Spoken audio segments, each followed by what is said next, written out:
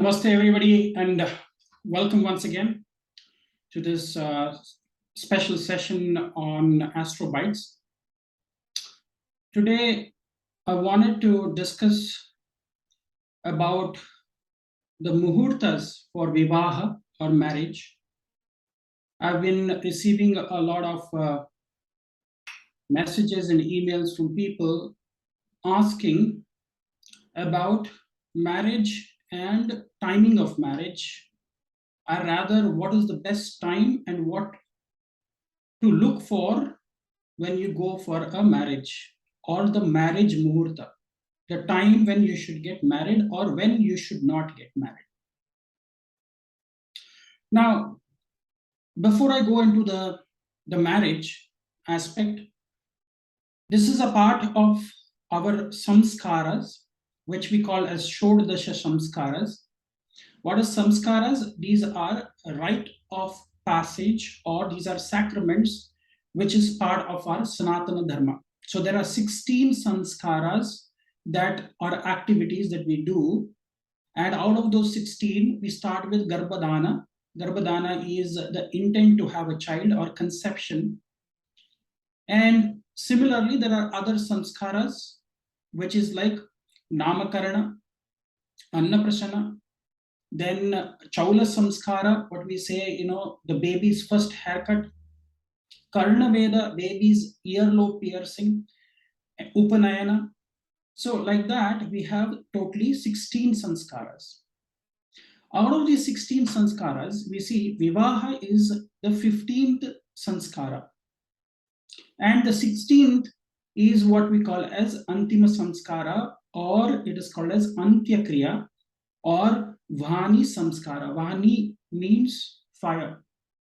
So it's the last rites, or the last, the last sanskara that we do is when your body is on the funeral pyre.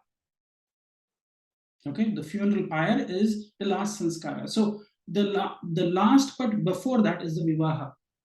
The first is Garbhadana. And we know Garbhadana, which means it's about the intent to have a child ritual, or what we call as a baby shower as well, Garbhadana. So during this ritual, if you see, we are trying to bring the water element, because Garbha is the womb, and in the womb there is where we get nourished and nurtured. The nurturing of the fetus also happens there in the water element, in the umbilical fluid of our mother. And we see when we go to the Antina Sanskara, which is what we call as Antyakriya, we go into the fire. So we see this connection between water and fire. We start our life in water and we end our life in water. So we start our life in water, then we come to land or earth, that's the earth element. Then we breathe air, which is, oxygen, that's our air element. Then we finally go into fire and we become dust, and our asthya, which means our bones and our leftover remains after the Antima Sanskara, is again put into a flowing water or a river, so that we can again be reborn into another womb. So it's a cycle. These cycles of time is what we are going through. So let's go to the wedding ritual, which is also called the blissful union.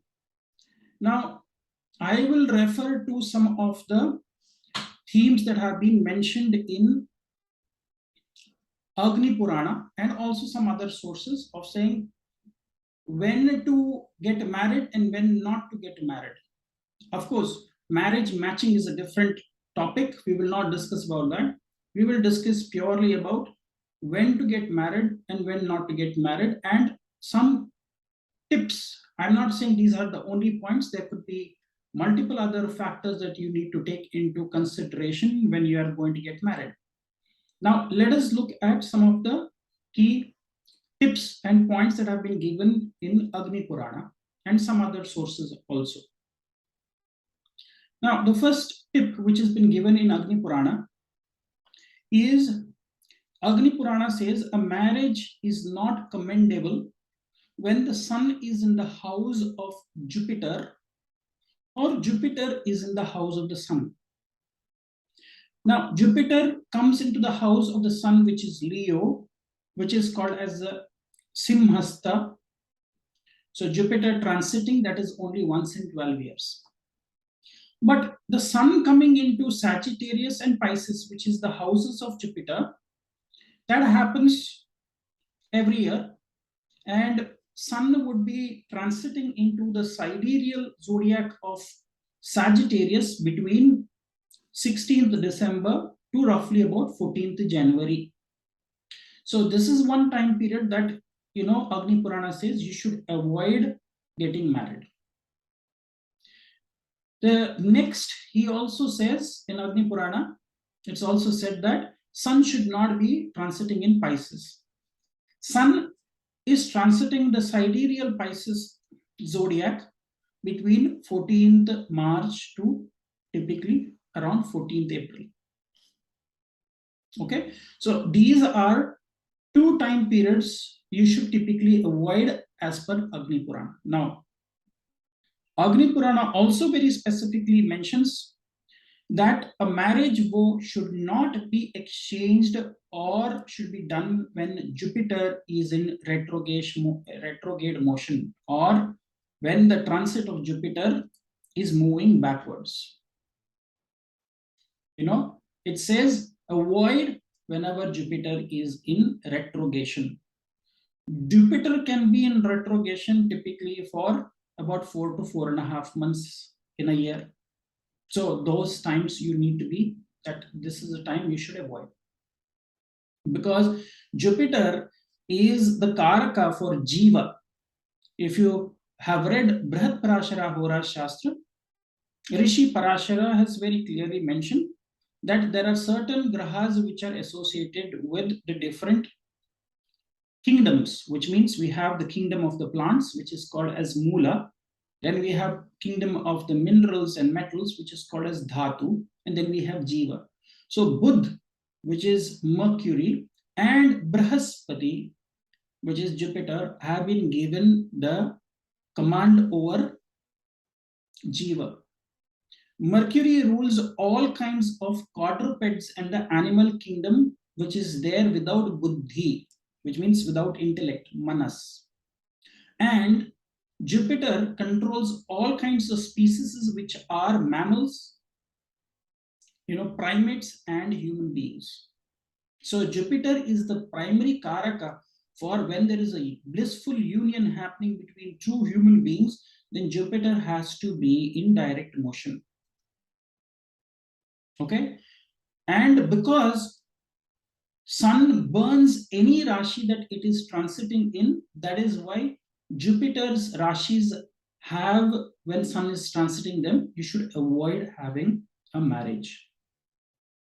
Okay, the third point which has been given in Agni Purana is marriage will be unfavorable when it is being done in the lunar months of Chaitra and Paushya. Paushya means Pushya. Pushya Masa. When moon is transiting Pushya Nakshatra, or when the lunar month of Paushya is happening, which is typically in January and February, and Chaitra Masa, which is the beginning of the new year, the new year of the first month of the lunar calendar, which is Chaitra Masa, which is typically April, May, it says we should avoid marriages. Then Agni Purana also very specifically says avoid getting into a blissful union when the moon is transiting or the tithi, because tithi is associated in Panchanga system, it's associated with the water element, Jala Tattva. Jala Tattva is very primary to see that there is associated with relationships or coming togetherness. And Rikta Tithis. Rikta means, which is the fourth Chaturthi, the ninth Navami, and the 14th, which is Chaturdashi. These are the 3 days, or rather 6 days in a lunar month, which means in the Shukla Paksha, which is the waxing phase of the moon, and the waning phase of the moon. 6 days in a lunar month should be avoided, Rikta Tithis, 4, 9, and 14th lunar day. Agni Purana also adds that avoid marriage when Hari is asleep, which means when Hari is Vishnu. When Vishnu has gone to sleep, it means that is the time period when we should not have a marriage. It is typically called as Chaturmas, which means the 4 months when Vishnu is reclining and has gone to bed. This is what the Shastras have mentioned. Now, Agni Purana also adds to this that you should never get into a holy union or a blissful union or a marriage when it is the Vara. Vara means the weekday. The weekday of Tuesday and Sunday and new moon, which means Amavasya days, have to be avoided. So this is very, very clear that Agni Puran is saying no new moon days, no Rikta Tithis, which is 4, 9, 14th Tithi. Chaturmas, when Vishnu has gone into his Shayana, which means he is taking rest, and on Tuesdays and Sundays. Now, the last part where Agni Purana is talking about is a marriage is more suitable or commendable when it is done in the asterisms or in the nakshatras of Rohini, Uttara Falguni, Mula, Swati, Hasta, and Revati. Plus, it adds that Agni Purana is saying when the sun is in transit in the sidereal zodiac sign of Gemini, which is Mithuna, and in Tula, which is Libra. So these are the times when marriage should happen, when it is in these nakshatras, which is Rohini, Uttara Falguni, Mula, Swati, Hasta, and Revati. And when sun is in transit in the sidereal zodiac of Gemini or Libra. Now, these are some of the things that have been mentioned in Agni Purana. Now, I will also mention to you some of the other themes that you have to see, which will also augment what has already been mentioned in Agni Purana. It is good to avoid marriages when the Vara Lord is also Saturday. Okay? Because Tuesday, Saturday, and Sunday, if it is possible, it is best to avoid these days. These are Krura Grahas. And very important point, which has not been mentioned in Agni Purana, but other classical texts talk about it, is avoid when Venus is combust. When Venus is in close proximity of the sun in the zodiac sign, that is the time when you should avoid Asta. When Shukra is Asta, which means it is in combustion, that is when you should be avoiding marriage. Okay, now let's look at some other themes in trying to look at Shubha Muhurtas, which means what is the best time and what should be avoided and what should be accepted.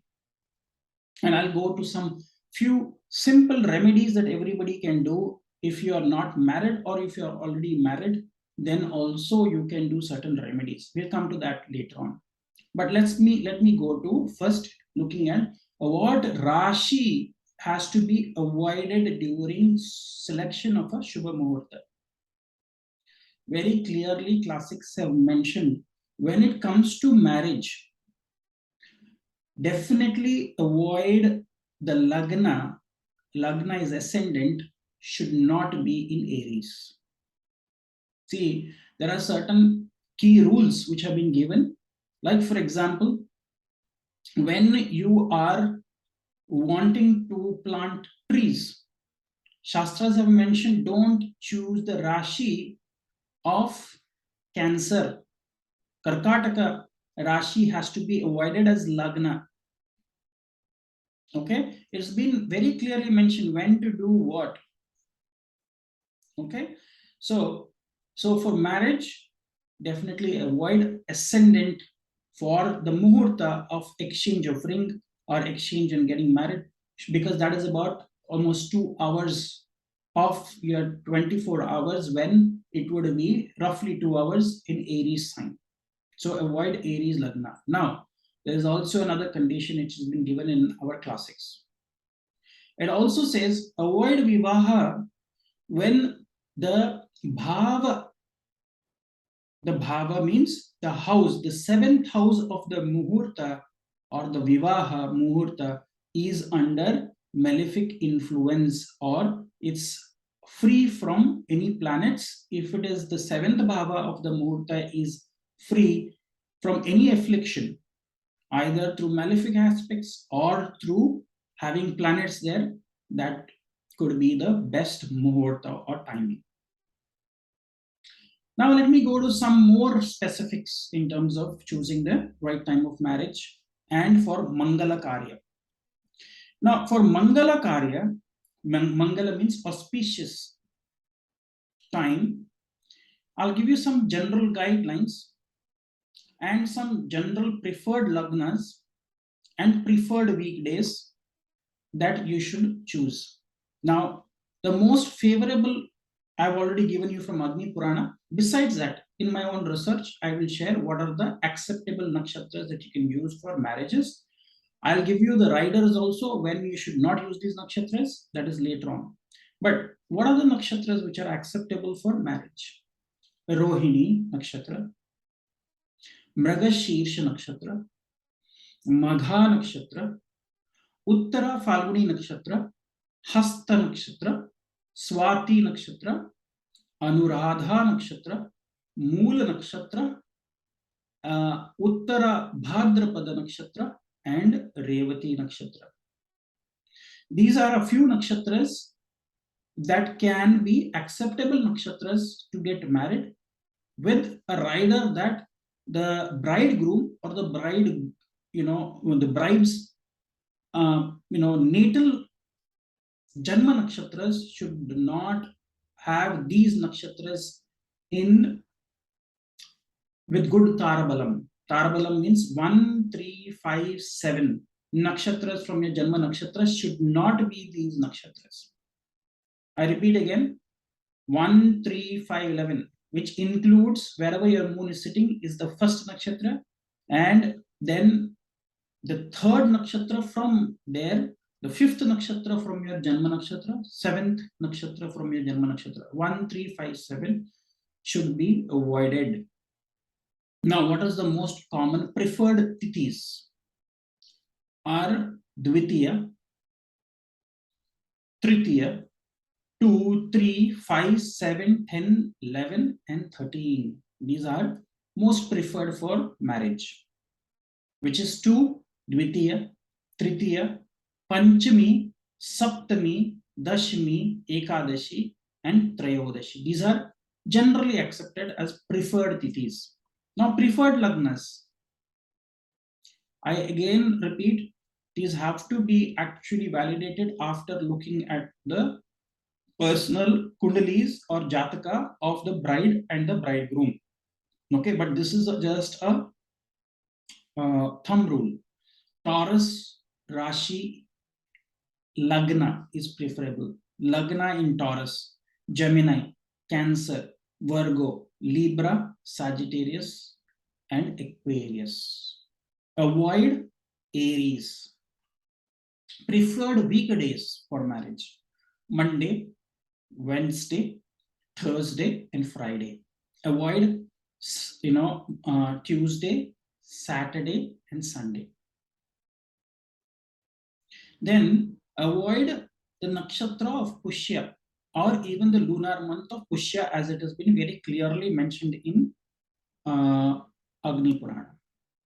Then To add to that, I also want to say, when you're doing any Mangala Karya, which means any auspicious things, try to avoid that there should be no influence of any malefics in the second and the eighth house of the Muhurta chart. The second and the eighth house should be free from any blemishes.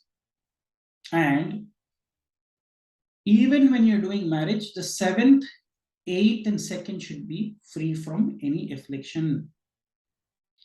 Then Jupiter, if Jupiter in the Muhurta should never be in the eighth bhava of the Muhurta. Venus and Mercury also should never be in the sixth or eighth bhava of the Muhurta. So I hope these themes that I have mentioned are more clear, and there are some points also I would add to these points. What are the timings and what situations you should avoid? Avoid when the moon is transiting into your Vainashika Nakshatra. Vainashika Nakshatra is typically, it is the 88th Pada Nakshatra from your Janma Nakshatra. Janma Nakshatra means wherever your natal moon is, the 88th Pada. There are 108 Padas. So from your Janma Nakshatra, 20 Padas behind, Nakshatra Padas behind, is that when moon is transiting there, we should avoid that. Then additionally, avoid Chandra Shuddhi. Chandra Shuddhi means when moon must not be in the 4th, 8th, and 12th bhavas from the natal moon Rashi of the bride or the bridegroom. Tara Shuddhi, which I've already mentioned above. Tara Shuddhi means from your Janma Nakshatra, your moon in transit for the bride or for the bridegroom should not be in the 1st, 3rd, 5th, 7th nakshatra. Then avoid Gandanta of Tithi, Lagna, and Nakshatra. Now, what is Tithi Gandanta? Tithi Gandanta is ending 24 minutes, one Gatika or one Ghadi of Purna Tithis. What are Purna Tithis? Panchami, Dashami, and Purnima or Amavasya. That in these Purna Tithis, avoid the ending one Ghatika, which means 24 minutes, in the last phase of the Purna Tithis, 5, 10, 15 should be avoided. And starting one Gatika of Nanda Tithis. What are Nanda Tithis? Pratipada, Shashti, and Ekadashi. 1, 6, 11 Tithis have to be avoided. These are called as Nanda Tithis. So this is Tithi Gandanta. Avoid choosing a Muhurta for marriage during this time. Next, Lagna. Lagna Gandanta is when you take the ending half Gatika. Half means 12 minutes. Okay, Lagna should not be transiting in the last 12 minutes of your 4th, 8th, and 12th bhavas. And starting half Gatika, which means 12 minutes of 1, 5, 9 Rashis of your Lagna chart. And lastly, the Nakshatra Gandantas are the ending 2 Gatikas. 2 Gatika means it is, 1 Gatika is 24 minutes. So we can say 2 Gatikas is 1 Muhurta, 48 minutes. So ending 1 Muhurta, 48 minutes when it is going through Ashlesha, Jeshta, and Revati.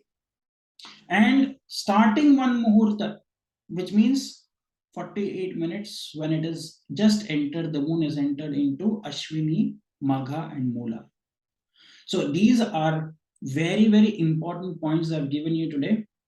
Now, let me talk a little bit about what are the remedies you can do if you're already married And what are the remedies, which are very simple remedies for people. I've given them these remedies and I have seen that they work very wonderfully. Now, the other themes also, okay, one more point I have it here is Tithi is very important, and the Tithi and Vara are two very important concepts when you are looking for a marriage Muhurta or the timing of getting married. Okay, because Vara essentially rules the fire element and Tithi actually rules the water element. Now, for any Mangala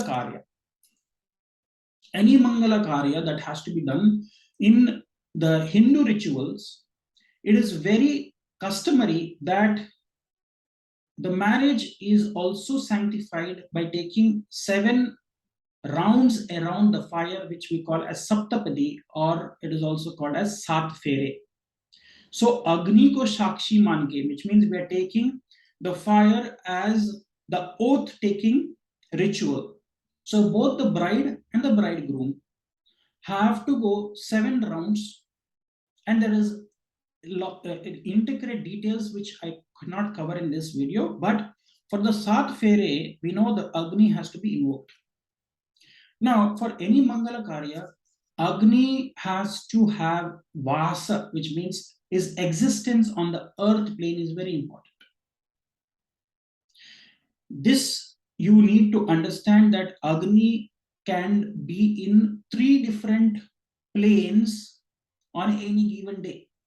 A given day, it can either be in the heavens, which is Svargaloka, it can be in the netherworld, which is Patala Loka, and it can be on the earth plane, which is Bhuloka.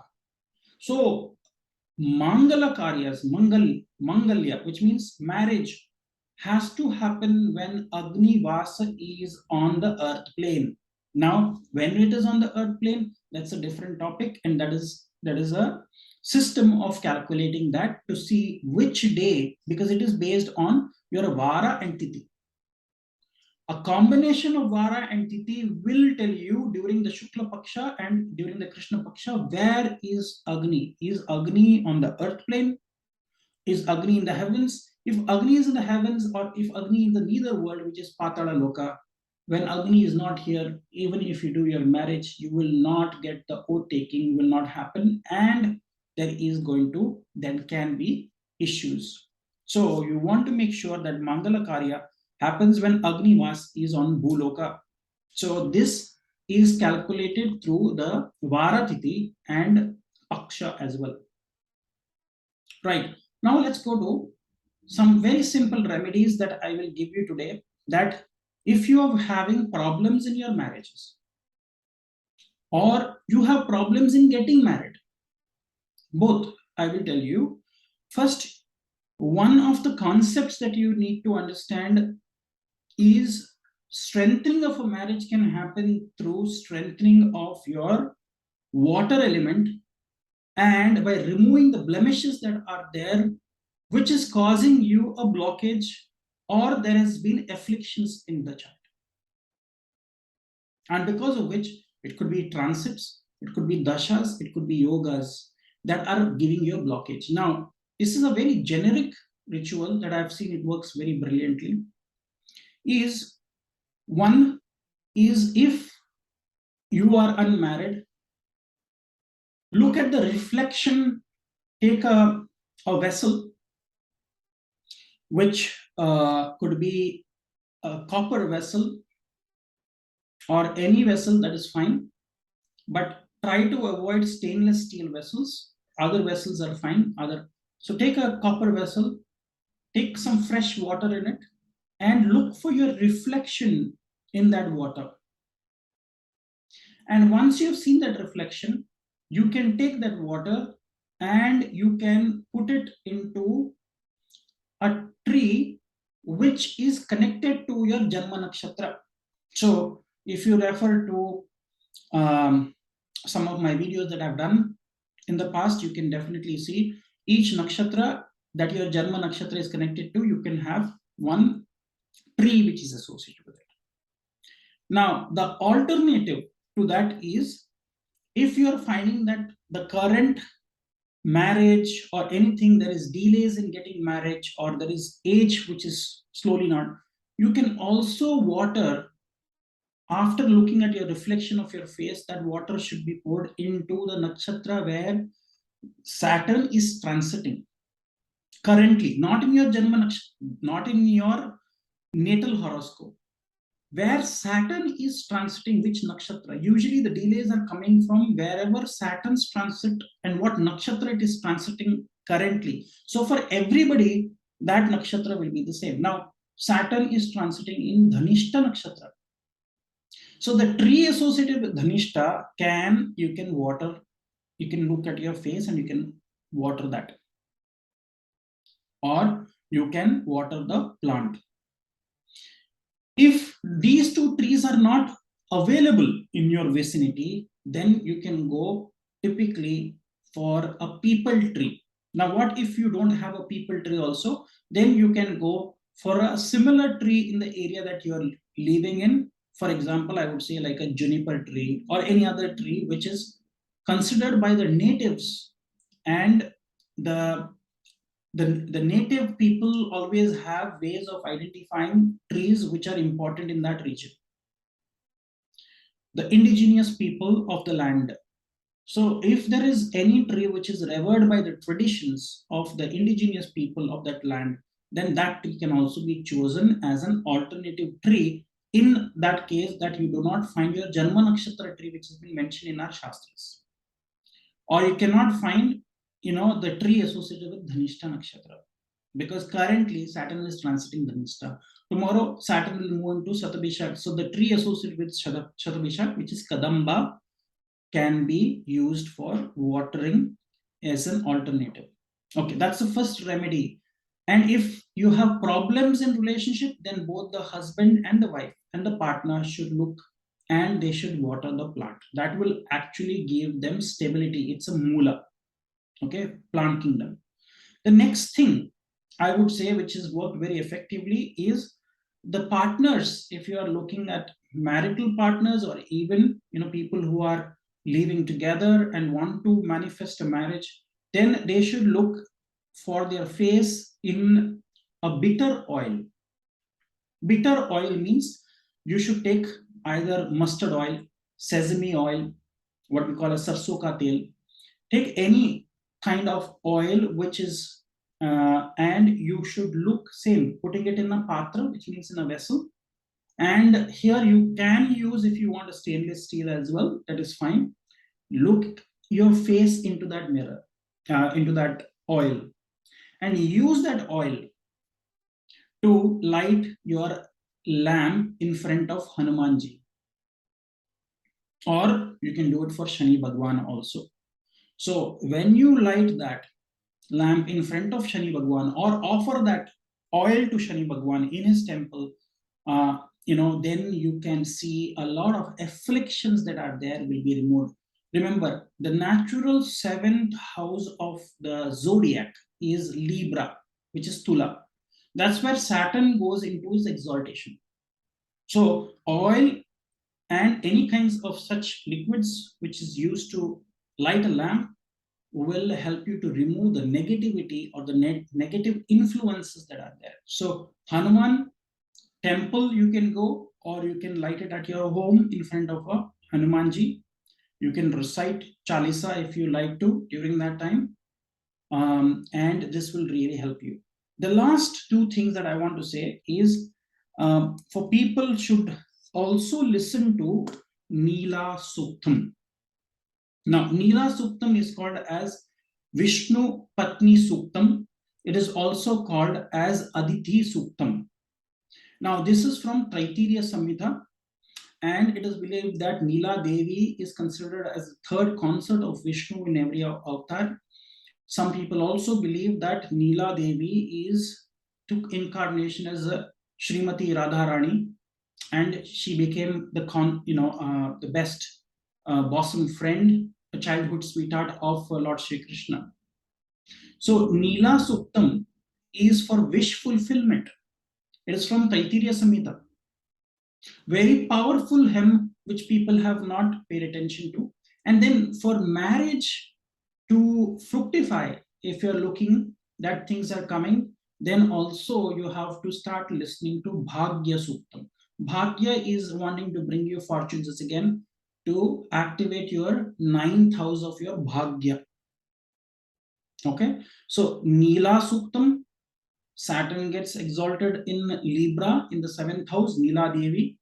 And Nila Devi, as I said, she's also, that Suktam is also called as Vishnu Patni Suktam, or also Aditi Suktam, who is connected to the Aditya. So bringing these energies will definitely help you in having a wonderful marriage. So I want to wish you all the very best, and I will be bringing more such videos with these Astro Bite sessions. Thank you very much for your viewership, and please leave your comments in the comment sections. Thank you.